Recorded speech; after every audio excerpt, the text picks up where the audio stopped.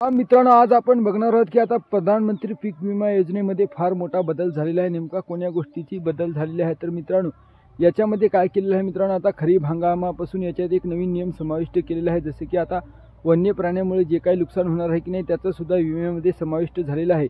त्याच्यामुळे जर आपले नुकसान झालं असेल, जसे की रानडुक्कर, नीलगाय, हरण वगैरे असे जे काही वन्य प्राणी असतात की नाही, त्यांच्यामुळे जर आपल्या शेतातील पिकाचे नुकसान झाले तर आपल्याला त्याचा सुद्धा विमा मिळणार आहे। तर मित्रांनो, त्याच्यासाठी आपल्याला काय करावे लागणार आहे तर आपल्याला जिओ टॅगने त्याचा फोटो काढायला लागणार आहे। मित्रांनो, प्ले स्टोअरवर सहज उपलब्ध आहे। याच्यामुळे काय होते, आपण जे काही फोटो काढतो की नाही त्याच्यात लोकेशन व आपण कोण्या ठिकाणी फोटो काढला हे सर्व गोष्टी त्याच्यामध्ये कॅप्चर होतात आणि आपल्याला 72 तासाच्या आत तक्रार नोंदवणे आवश्यक आहे। मित्रांनो, जास्तीत जास्त माहितीसाठी आपण आपल्या पटवाराशी संपर्क साधून संपूर्ण माहिती त्यांना देऊन आपला विमा क्लेम करू शकतो। मित्रांनो, तक्रार करणे फार आवश्यक आहे 72 घंट्याच्या आत।